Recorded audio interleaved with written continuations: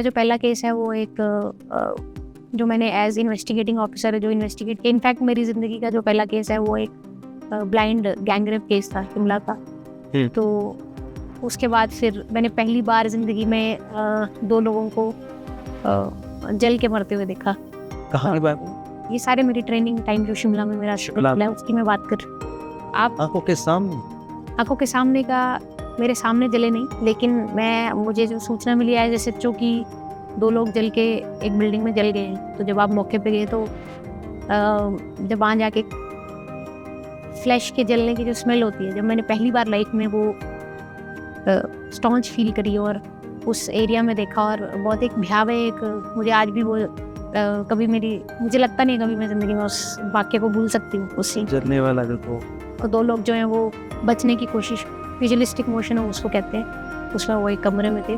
इस तरह की जो फर्स्ट टाइम की इवेंट्स है वो हमेशा मुझे लगता है हर एक पुलिस ऑफिसर को याद रहती है। आपकी पहली डेड बॉडी, आपका पहला केस या कोई ऐसा।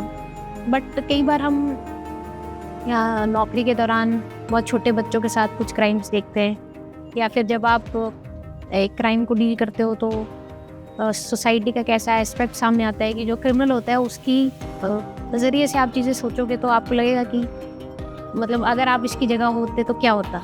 तो ये जो एक एग्जिस्टेंशियल क्वेश्चन है कि क्रिमिनल मतलब ये ज़रा ठीक है अपनी जगह। हाँ, क्योंकि आप देखिए अगर किसी भी व्यक्ति के क्रिमिनल बनने के पीछे कोई ना कोई बैकग्राउंड स्टोरी ज़रूर है। कोई पैदा होकर क्रिमिनल नहीं है, तो पारिवारिक दृष्टि से हो सकता है, सोशल दृष्टि से हो सकता है, सिचुएशनल हो सकता है, मानसिक तौर पे रोगी हो सकता है।